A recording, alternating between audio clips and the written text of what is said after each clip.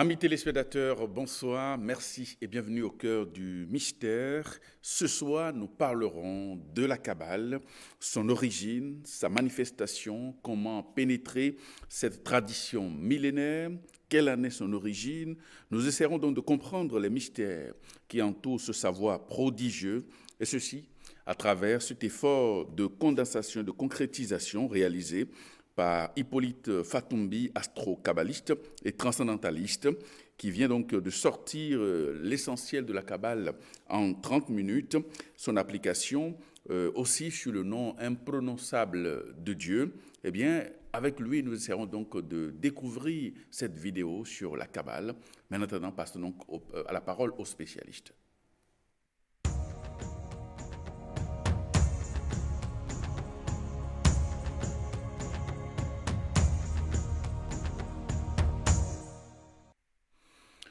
Amis téléspectateurs, merci donc de nous rejoindre sur votre émission Au cœur du mystère. Eh bien, notre spécialiste ce soir, c'est M. Hippolyte Fatumbi. Bonsoir. Bonsoir. Vous êtes responsable Afrique de l'école transcendentaliste universelle. Et puis, vous venez donc de sortir une vidéo intitulée L'essentiel de la Kabbale en 30 minutes et son application sur le nom imprononçable de Dieu. Alors, M. Fatumbi, j'ai bien envie de vous demander ce que c'est que la Kabbale. La Kabbale, c'est une philosophie de vie. C'est une science, en même temps un art. Une philosophie de vie parce que c'est un courant de pensée. Une science parce qu'elle est basée sur des principes quantifiables et qu'on peut expérimenter. C'est un art parce qu'elle s'adresse directement à l'âme humaine, au domaine de l'insondable. Et vous savez très bien que tous les peuples ont une philosophie, une façon de penser, ne serait-ce que la cosmogonie, la conception de la création du monde. Tous les peuples ont leur science et tous les peuples savent que l'âme est une réalité. Donc le mot Kabbale veut dire tradition, c'est-à-dire tradition propre à chaque peuple. Ce n'est donc pas l'apanage des Hébreux. Et nous avons ici notre système de philosophie, notre façon de penser, notre cosmogonie, notre façon de concevoir le monde.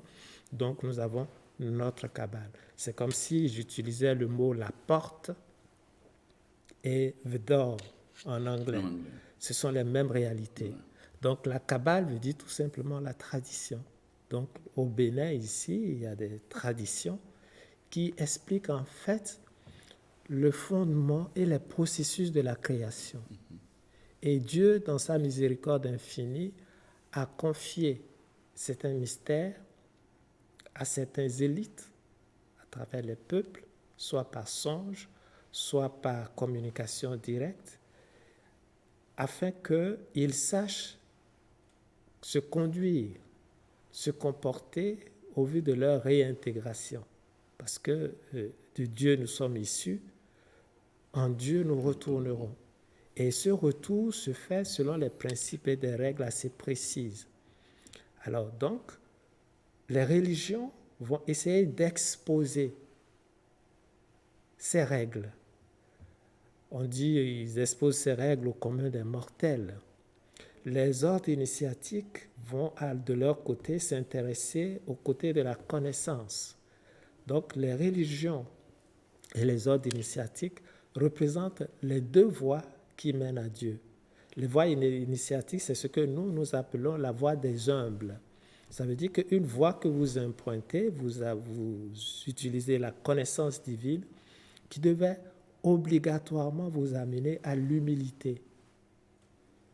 Parce que trop de connaissances qui ne vous amènent pas à l'humilité va produire l'effet contraire, c'est-à-dire l'orgueil. De l'autre côté, la foi, elle est nécessaire, mais si elle n'est pas soutenue par la connaissance, elle peut sombrer dans la superstition.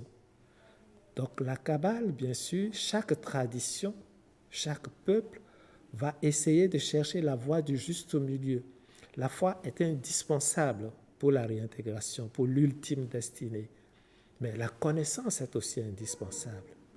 Et la Bible, justement, représente un de ces livres dans lesquels se trouvent les principes, et vous voyez que c'est souvent un livre de contradictions en fonction des circonstances dans lesquelles vous vous trouvez. Et la Bible relate notre propre histoire, notre évolution personnelle. D'accord. Alors, pourquoi est-ce que vous avez décidé donc de mettre à la disposition des chercheurs, des amoureux de l'ésotérisme, de la spiritualité, pour tout dire, cette vidéo? Parce que face à l'inconnu, il est normal d'avoir quelques appréhensions. Quand on parle de Kabbale, vous savez très bien que quand quelque chose est difficile, on dit que c'est kabbalistique. Oui. Alors que ça veut dire la tradition, les règles et les fonctionnements de la construction de l'univers, les principes sacro-saints qui tracent les opérations de la mathématique de la vie, parce que vivre, c'est aussi un art. Vous ne pouvez pas faire ce que vous voulez.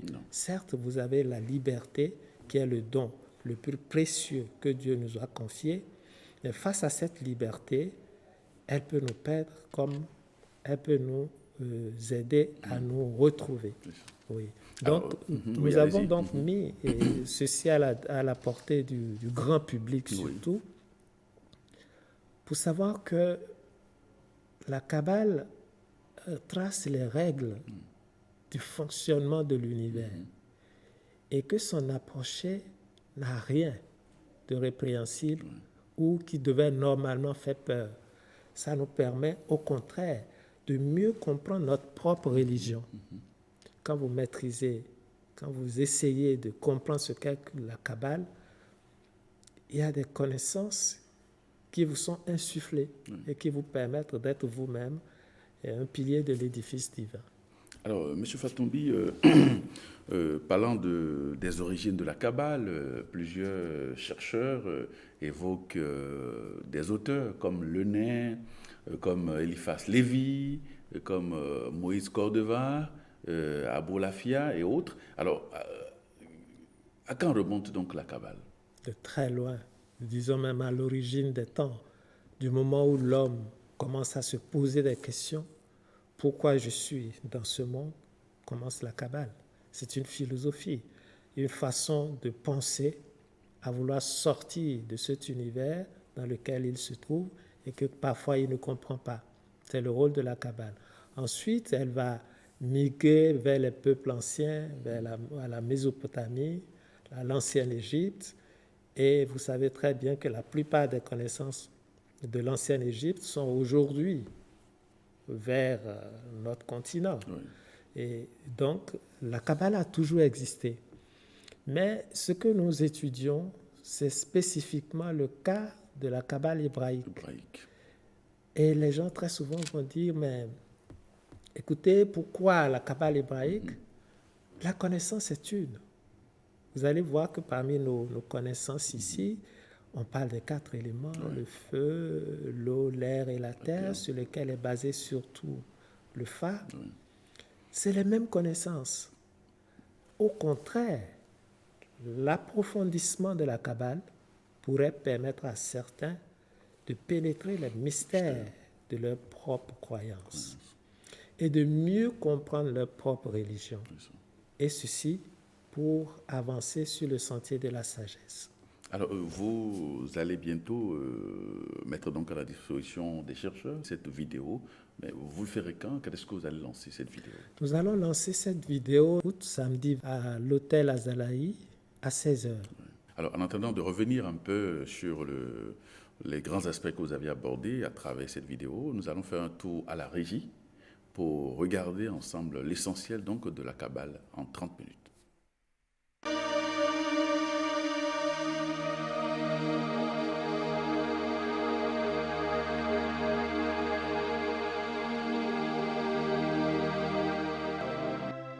Je suis Hippolyte Fatombi. Vous êtes sur le point de regarder une vidéo intitulée « L'essentiel de la Kabbale en 30 minutes ». Face à l'inconnu, il est normal d'éprouver quelques appréhensions, quelques inquiétudes. Mais nous sommes certains qu'après avoir regardé attentivement cette vidéo, vous allez changer d'avis. Parce que nous avons, en des mots simples et accessibles, essayé d'expliquer ce que c'est que la Kabbale. Quel est le but et les méthodes utilisées par la Kabbale? Qu'est-ce que l'arbre de vie? Quel est le sens du nom imprononçable de Dieu? Pourquoi ce nom est-il dit imprononçable? Quels sont les mystères que regorge ce mot? Et nous vous souhaitons une bonne méditation.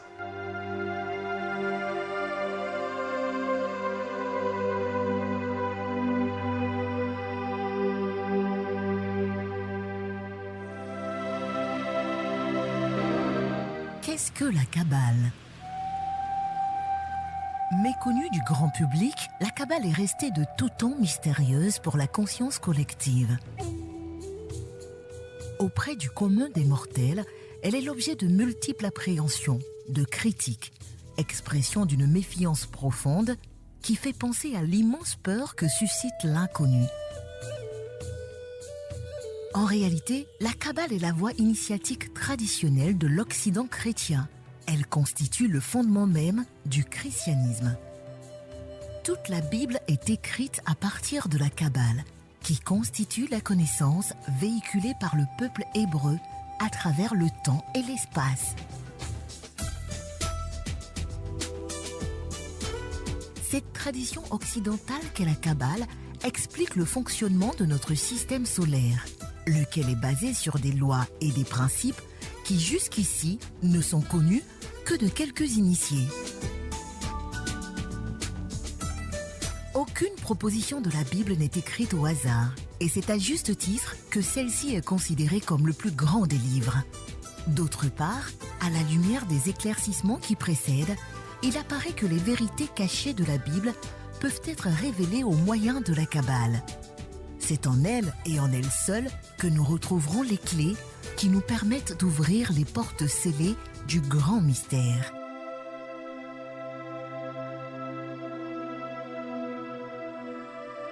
La Kabbale, but et méthode.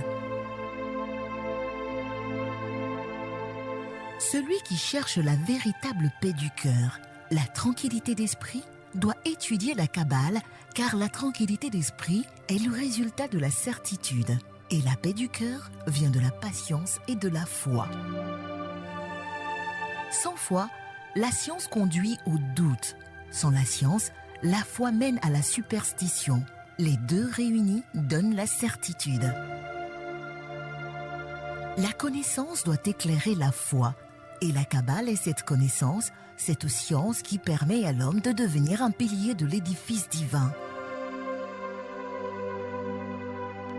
L'essentiel de la Kabbale est résumé dans ce qu'on appelle l'arbre de vie. Qu'est-ce qu'un arbre de vie? L'arbre de vie permet de comprendre le processus de la création, car Dieu, l'absolu, ne peut être défini ni compris par l'être humain. Il est à ce stade ce que nous appelons le néant, rien. Mais peut-on créer à partir de rien? Notre entendement appelle rien ce que notre conscience ne peut appréhender. Pourtant, Dieu a conscience de lui-même. Il est l'expression vivante de la plénitude. Il est. Tous les mondes visibles et invisibles sont l'expression de sa manifestation. Et lorsqu'il se manifeste, il n'est plus ce qu'il est, car toute manifestation est une partie de lui. Mais imaginons que cet être qui est, cet absolu, ressent une volonté de se manifester. Si nous établissons 10 centres de manifestation entre l'absolu, le plus haut, le plus élevé, le plus subtil, l'insaisissable, jusqu'au plan physique, le plus bas, le matériel, nous formons ce que l'on appelle l'arbre de vie.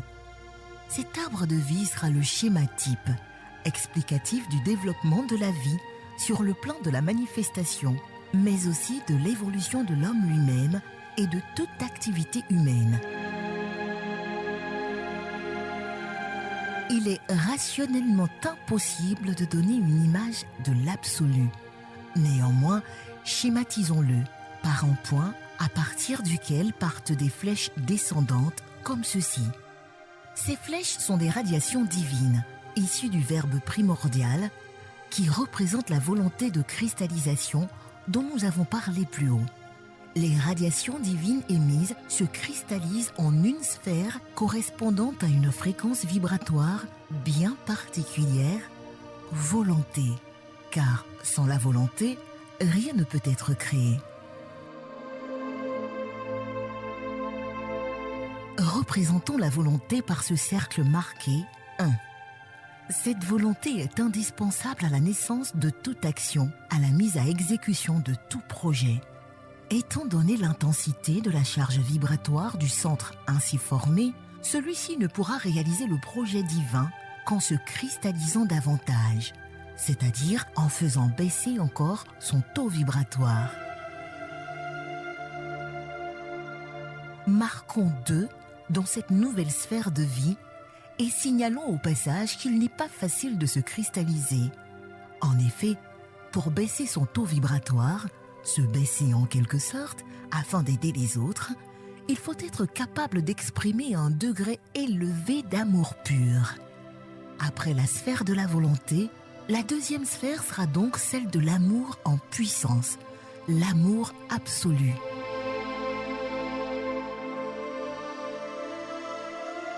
Avec ces deux sphères de vie, nous sommes dans un monde sans règles, où si elles existent, ces règles sont conformes au monde divin. Elles ne peuvent s'appliquer au monde inférieur à celui de Dieu, situé en dessous des vibrations divines. Cette deuxième sphère de vie devra à son tour baisser sa fréquence vibratoire pour s'adapter à des mondes plus matériels, devenir plus palpables, plus visibles et surtout tenir des imperfections humaines et garantir un certain ordre. Pour cela, elle devra se structurer, établir des lois. Naîtra alors une troisième sphère de vie que nous appellerons intelligence divine. Écrivons 3 dans cette sphère.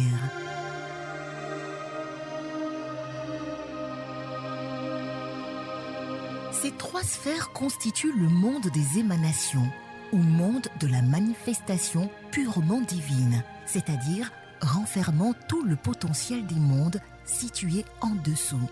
Elles correspondent à un principe extrêmement important dans le christianisme, celui de la Trinité que forment le Père, le Fils et le Saint-Esprit.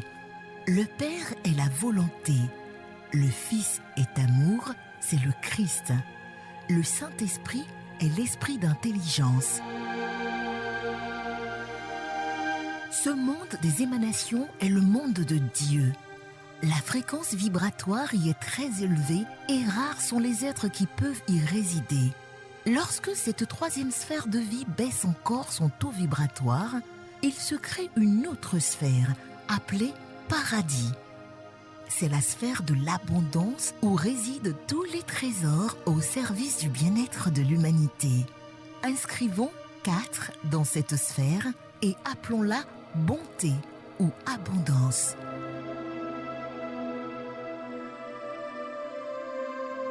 Dans ce monde de bonté créé par Dieu, existent de nombreux privilèges et sources de jouissance, de plaisirs qui, si l'on en abuse, risquent de détruire l'équilibre et la pureté du bien contenu dans cette sphère et annuler ses grâces.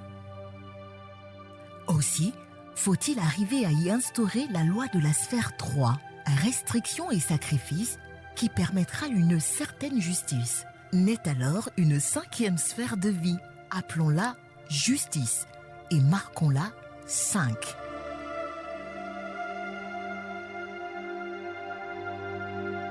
C'est dans un monde de bonté où règne la justice que peut naître l'harmonie, 6e sphère, que nous marquerons 6.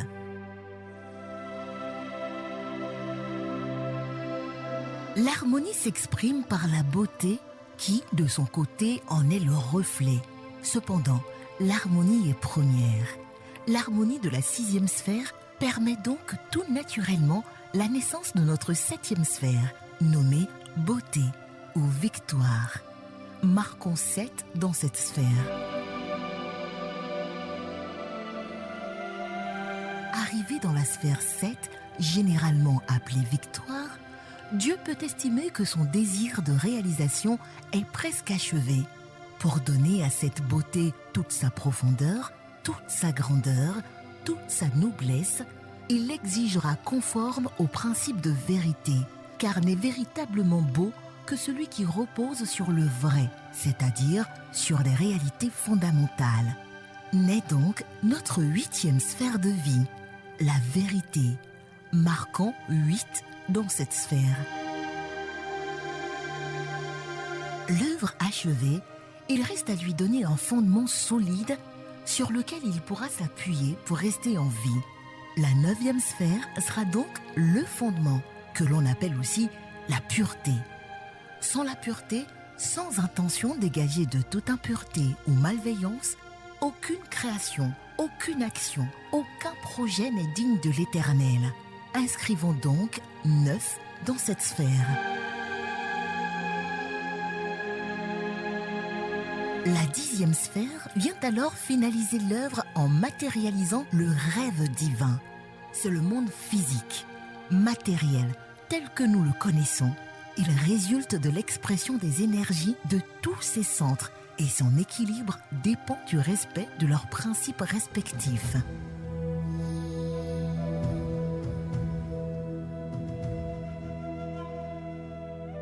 Ces centres de vie ainsi constitués sont appelés en hébreu séphiroth. Voici les noms en hébreu de chacune des sphères constituées.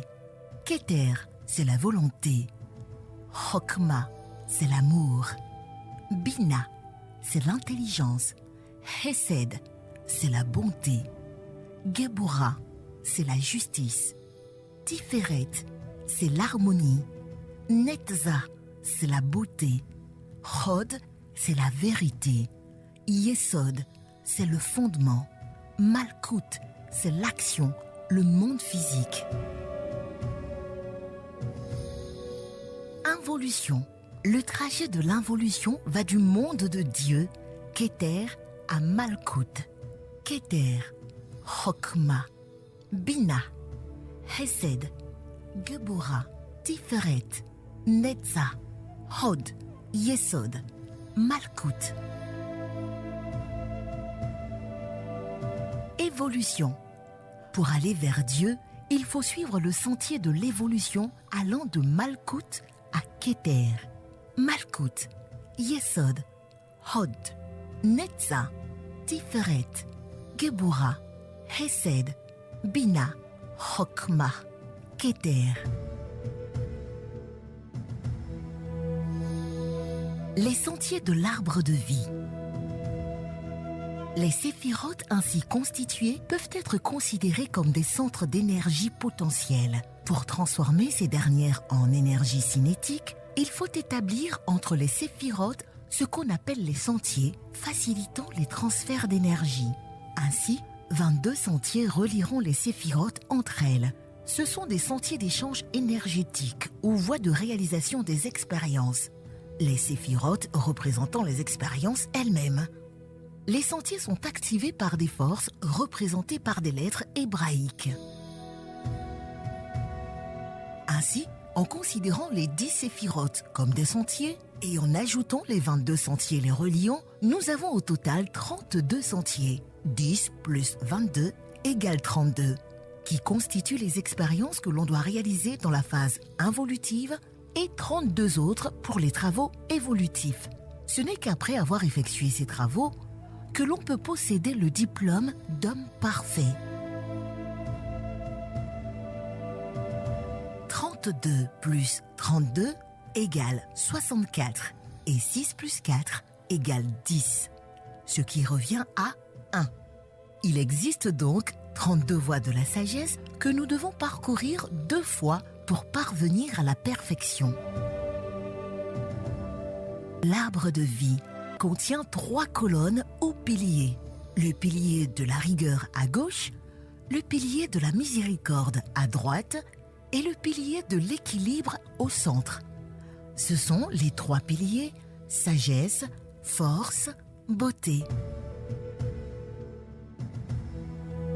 Il existe 4 plans de manifestation le monde des émanations contenant Keter, Chokma et Bina, le monde de la création contenant Hesed, Gebura et Tiferet, le monde de la formation contenant Netza, Hod et Yesod, et le monde de l'action, Malkout.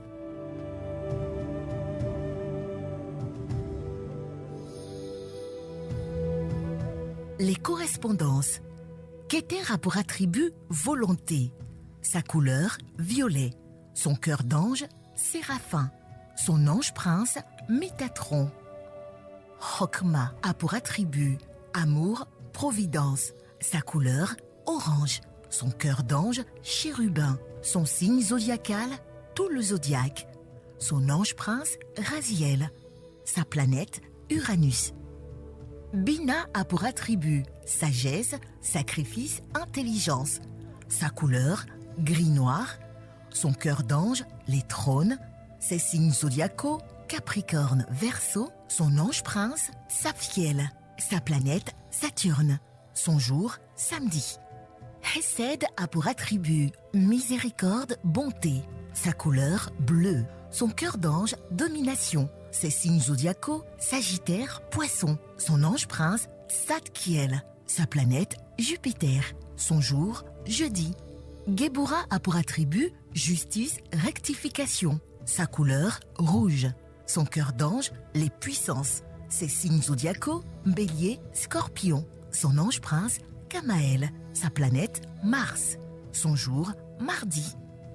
Tiferet a pour attribut harmonie, santé, sa couleur or, son cœur d'ange les vertus, son signe zodiacal Lion, son ange prince Raphaël, sa planète Soleil, son jour dimanche. Netza a pour attribut beauté, sa couleur jaune or, son cœur d'ange les principautés, ses signes zodiacaux Balance, Taureau, son ange prince Raniel, sa planète Vénus, son jour vendredi.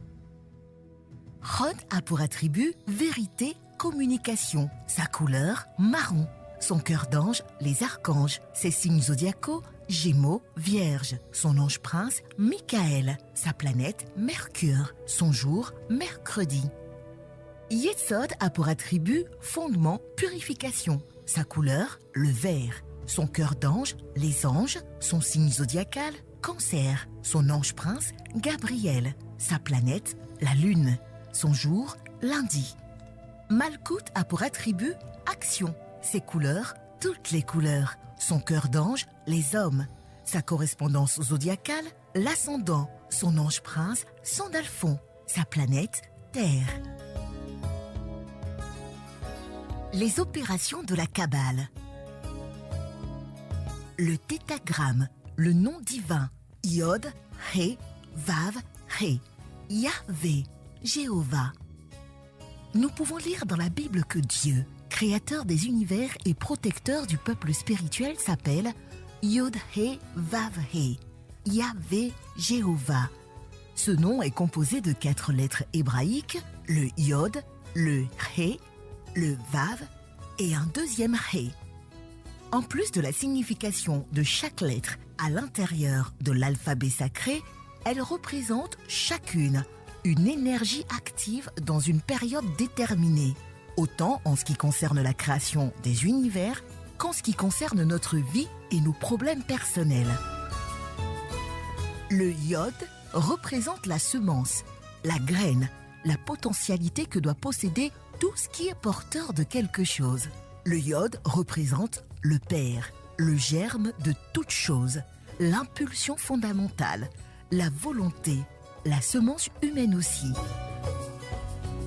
Le He représente la terre dans laquelle le Yod doit se manifester.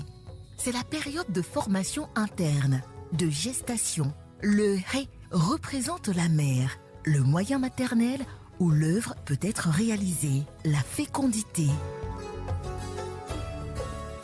Le Vav représente le fils, le résultat de l'action du Yod sur le He. C'est l'élément actif, celui qui recueille la potentialité du Yod et la transforme en acte. Le deuxième He est le résultat final de ce cycle d'activité. C'est le fruit que donne le Fils, dont l'activité modifie les conditions dans lesquelles se trouvaient les choses dans le stade Yod. Ce deuxième Ré devient donc automatiquement le Yod du nouveau cycle de création, lequel se développera à un niveau inférieur. De la même façon que les fruits contiennent les graines d'un arbre futur, le deuxième Ré contient les graines de nouvelles réalisations.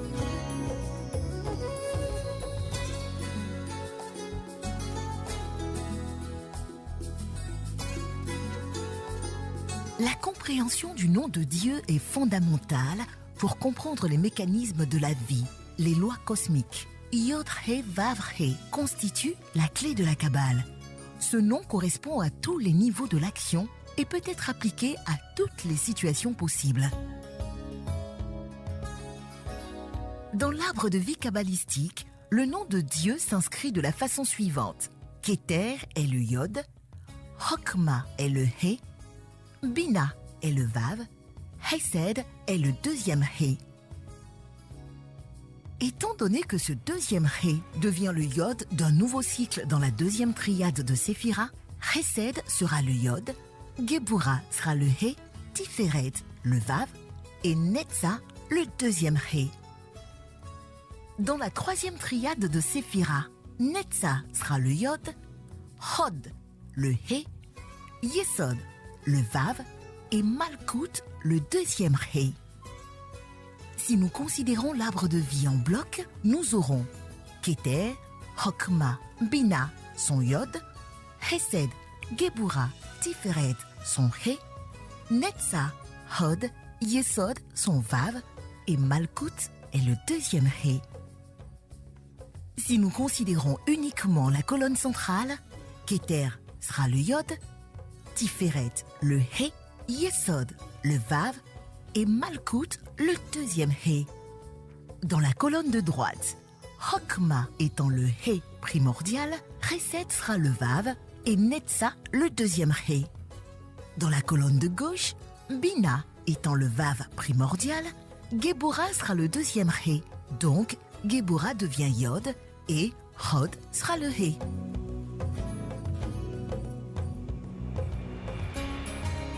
Keter qui est Yod est le régent du premier cycle de Séphira. Keter, Hokma, Bina, lesquels forment, en termes kabbalistiques, le monde des émanations. Hokma, qui est le Hé, est le régent du deuxième cycle de Séphira. Hesed, Gebura, Tiferet, connu kabbalistiquement comme monde des créations. Bina, qui est le Vav, est le régent du troisième cycle, formé par Netza, Hod, Yesod, connu kabbalistiquement comme monde des formations. Hesed, qui est le deuxième Hé, est le régent du monde de l'action ou des réalisations. Correspondance en couleur du nom divin. Yod, rouge, Hé, bleu, Vav, marron, deuxième Hé, noir. Dans le cycle des éléments, Yod est le feu, Hé est l'eau, Vav est l'air et le deuxième Hé est la terre.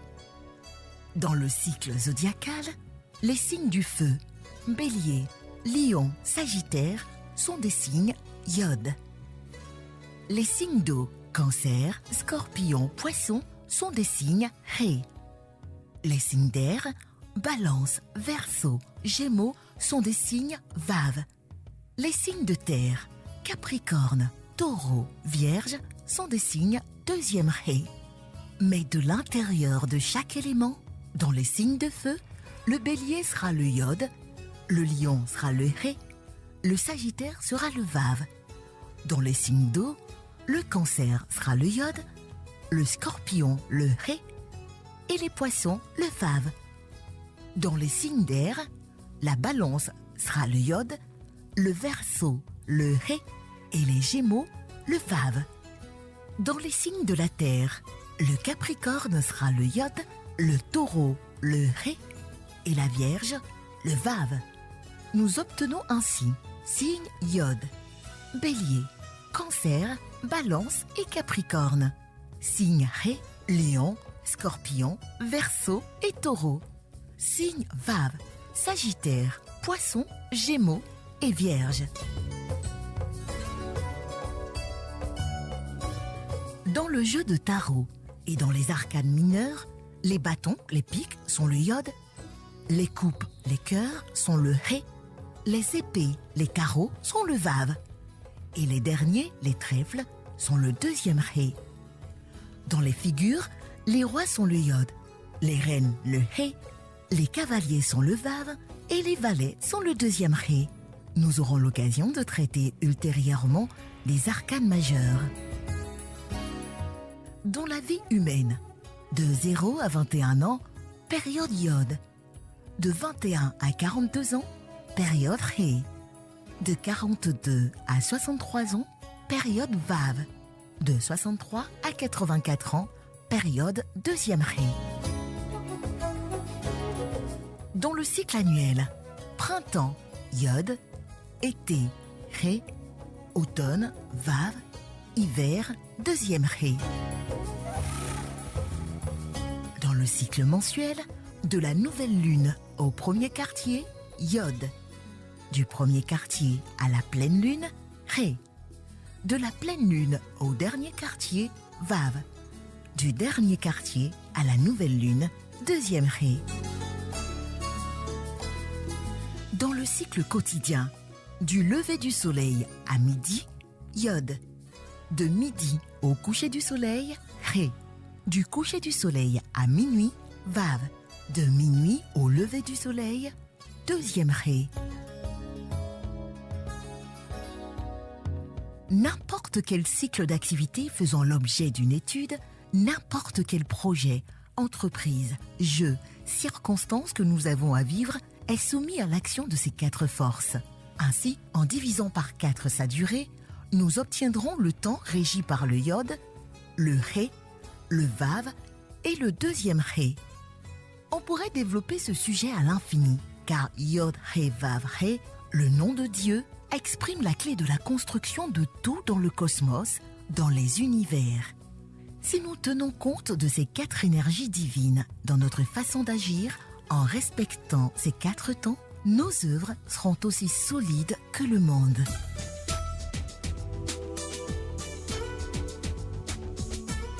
Ce que l'étudiant doit savoir. L'étudiant devra prendre conscience que le nom de Jéhovah, Yahvé, exprime la clé de la construction de l'univers.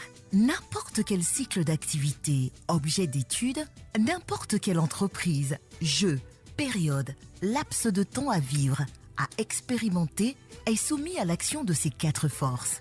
Et c'est ainsi que, si nous divisions par 4 la durée d'une action, nous aurons les temps régis par le iode, par le ré, le vav et le deuxième ré. Nous approfondissons cette analyse dans d'autres textes. Ces notions sont fondamentales pour la compréhension des mécanismes de la vie et des lois du monde. L'étudiant doit en faire un sujet de méditation afin de les comprendre dans toutes leurs dimensions, puisqu'elles constituent la clé de toutes les sciences ésotériques et leurs correspondances sont actives à tous les niveaux de l'existence et peuvent être appliquées à n'importe quelle situation. Le commandement divin de ne point prononcer le nom de Dieu est celui dont la transgression a eu les plus funestes conséquences. Par cette transgression, les lois divines se sont prostituées. La morale est devenue un instrument de pouvoir et donc s'est relâchée avec le temps et la vie s'est rétrécie. L'homme a prononcé et prononce le nom de Dieu, faisant croire qu'il en a le monopole et sans tenir le moindre compte de l'interdiction céleste transcendante. On pourrait dire qu'il y a une prononciation pour s'arroger, une fois pour toutes, l'utilisation à volonté du nom de Dieu, pour parler en son nom.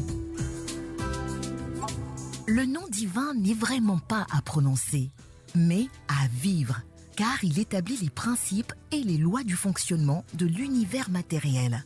Il est l'organe de la création. De lui dépend la réalisation de l'ultime destinée. Il est le facteur temps, car de sa corruption ou de son ennoblissement, l'être humain tisse sa destinée.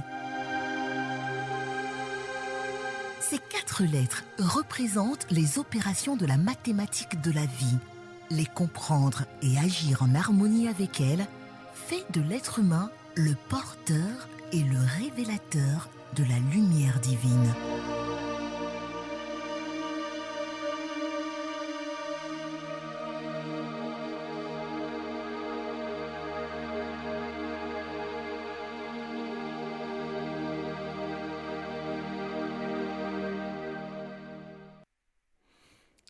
Monsieur Fatombi,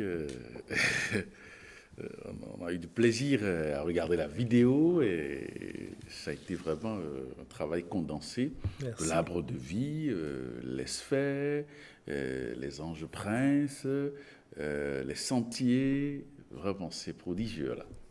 Effectivement, c'est un concentré de connaissances parce que le but de la Kabbale, c'est de nous éviter de nous éparpiller. C'est ça.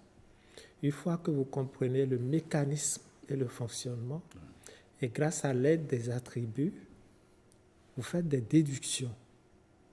Et c'est là que l'être humain, en fait, n'est pas venu pour découvrir le monde, mais pour créer le monde. Mais créer le monde selon les principes divins. Et c'est ce que j'appelle souvent la réintégration. Et le nom divin, le nom imprononçable de Dieu, quand on parle de prononcer, et l'acte de prononcer représente l'acte de création. Mais avec quoi les êtres humains créent?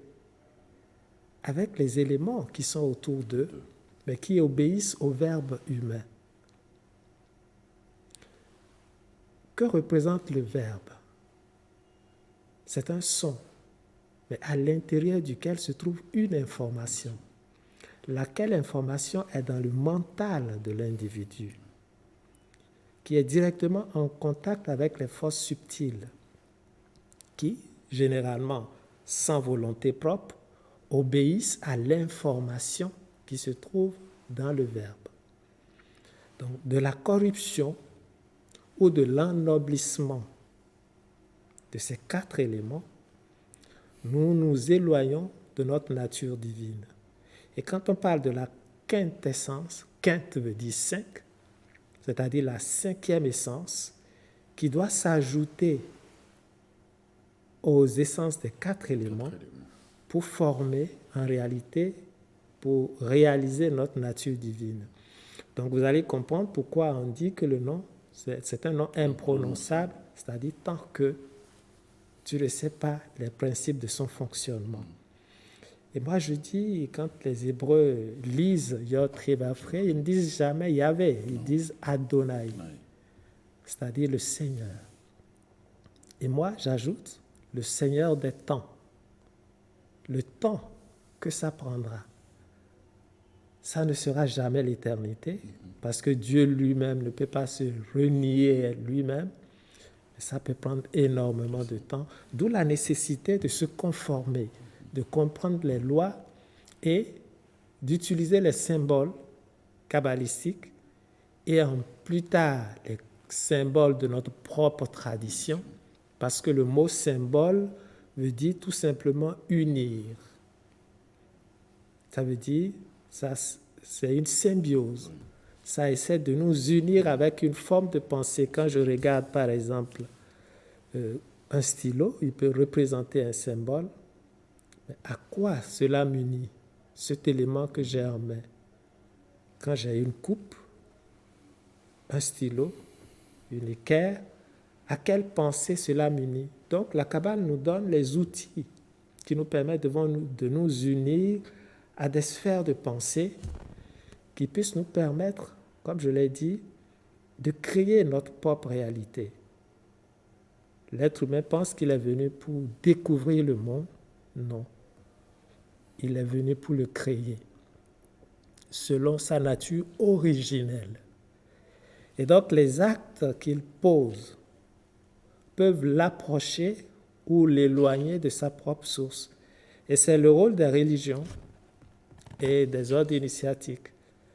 Les religions ne sont que des fraternités d'espérance, c'est-à-dire des gens qui se ressemblent et croient en quelque chose de noble, d'élevé, et auxquels ils vont s'associer pour réaliser l'objet de leur croyance. Et il leur sera fait selon leur croyance. Alors, M. Fatombi, comme vous le dites si bien, tout ce travail, c'est quand même une inspiration qui vous vient aussi de l'école transcendentaliste universelle de l'ordre des marins-pêcheurs. Alors, parlons-en. On parle de Étu Afrique, Étu Monde. Qu'est-ce que c'est que Étu? L'école transcendentaliste universelle, comme son nom l'indique, c'est une école qui nous donne la formation spirituelle nous permettant de nous transcender. Le premier objectif sera celui d'être plus utile à la société dans laquelle nous vivons. Et on ne peut pas être utile à la société dans laquelle nous vivons si on ne respecte pas les règles sacro-saintes sur lesquelles fonctionne cet univers. Quand on vous confie une responsabilité et que vous devez jouer ce rôle, il y a les b.a.-ba. Et la société est là-bas, est le centre dans lequel nous devons forger l'élément de notre croyance. Donc, l'école transcendentaliste universelle forme des personnes qui, dans un premier temps, se posent des questions. Pourquoi je suis venu dans ce monde? Quel est mon rôle? Qu'est-ce que je dois faire? Et une fois conscient de ses responsabilités et surtout des dons que Dieu lui a donnés, il y a en chacun de nous une parcelle des pouvoirs divins que nous devons fructifier. Il y a des gens qui ont le don de la parole, mais qui parlent n'importe comment. Tout ce qu'ils disent, la nature obéit. Mais non conscient de cela, ils créent autour d'eux le désordre, rien que par leurs paroles. Il y a des gens qui ont des dons de guérison, mais quand tu as le don de guérison, il t'est interdit de t'énerver, auquel cas tu te rends malade et tu rends malade tout ton environnement. Donc le premier point va commencer par se connaître soi-même et apprendre à connaître la société. Et les religions le font si bien, ils enseignent les lois du sacrifice, mais quand on commence à se sacrifier pour les autres, on pense que c'est un privilège, on est content. Non.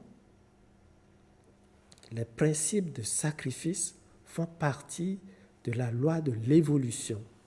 Celui qui n'est pas prêt à se sacrifier pour les autres ne peut pas se récréer. Il n'y a pas de raison à vouloir s'enorgueillir parce que non. Et même à en attendre quelque chose en retour. Les principes sacro-saints de la Trinité chrétienne sont les fondements de l'évolution. Le Père, le Fils et le Saint-Esprit. Mais la compréhension qu'on peut en avoir peut être tout autre. Lorsque la volonté se manifeste, le don le plus précieux, le Père, que Dieu nous a conféré,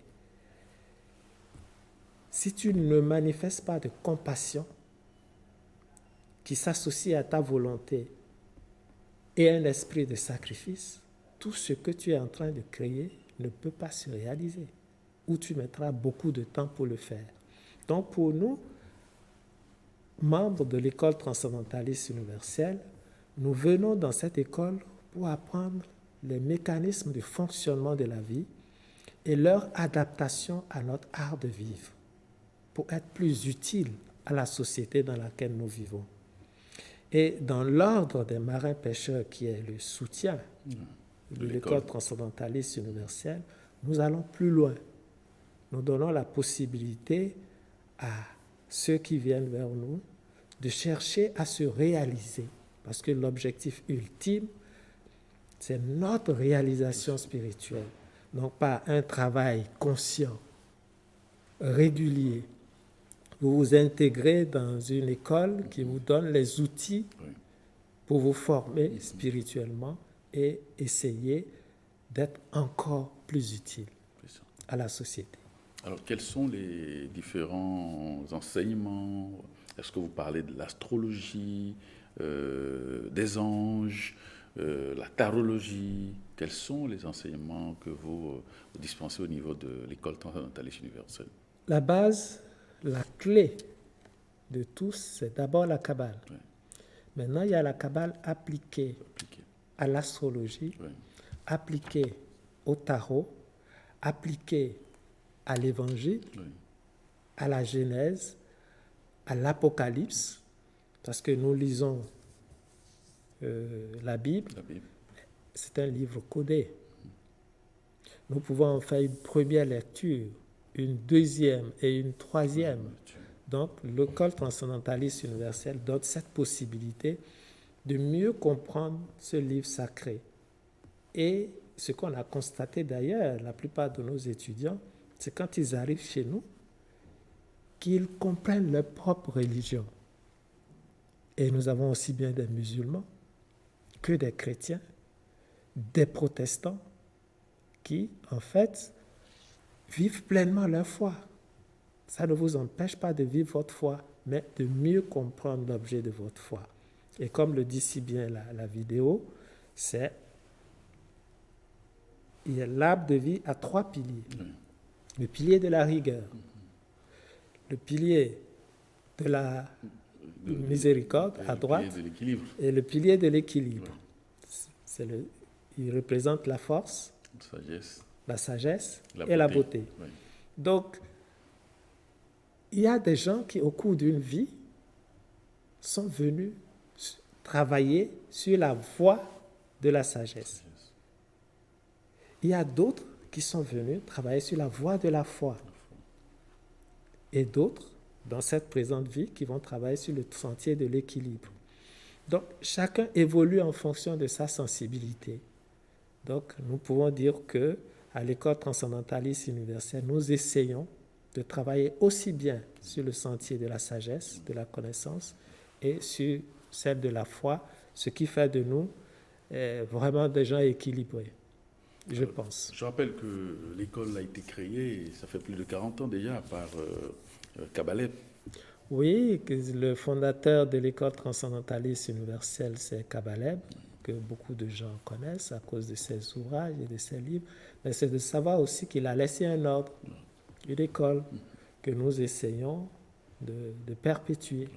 Et ceux qui sont intéressés par le savoir, par la connaissance, pour être plus utiles à la société à laquelle ils appartiennent, ils peuvent frapper à notre porte.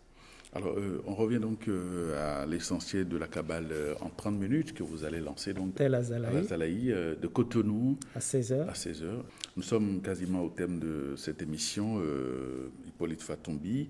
Un mot à l'endroit de ces chercheurs de la Kabbale qui veulent bien comprendre ce que c'est que la Kabbale, comment ils doivent s'y prendre. Nous avons humblement essayé de condenser un système philosophique, système de pensée, pour le rendre plus accessible, pour qu'on comprenne que ce n'est pas si kabbalistique que ça, et que cela représente la clé qui permet de mieux appréhender, de mieux comprendre l'univers spirituel, et de mieux se comprendre eux-mêmes. Et si vraiment cela les intéresse, ils peuvent frapper à notre porte, nous ouvrirons la porte et ensemble, et parce que nous nous rendons compte que le vrai problème de notre continent, avec des milliers et des milliers d'églises, est celui de la compréhension même des bases de fonctionnement du monde. Et l'Afrique irait beaucoup plus de l'avant si nous prenons conscience de nos réalités et de certaines règles élémentaires. Et en passage, la voie de la facilité n'est pas toujours la meilleure. Parce que le plus petit effort que nous allons faire aujourd'hui pourra être notre plus grand triomphe. Ça, c'est important. Il faut emprunter la voie de l'effort, et dans cet effort se trouve nécessairement quelque chose qui va nous permettre de nous élever spirituellement, et ça, c'est notre objectif. Merci Hippolyte Fatombi. Je rappelle que vous êtes transcendentaliste, responsable de l'école transcendentaliste universelle, Ordre des marins pêcheurs Afrique. Et vous intervenez donc sur cette émission pour nous parler de votre vidéo sur la Kabbale, l'essentiel de la Kabbale en 30 minutes. Merci d'être passé et à très bientôt. C'est moi, merci. Amis téléspectateurs, merci de nous avoir suivis. On se donne rendez-vous dans un mois. Merci et à bientôt.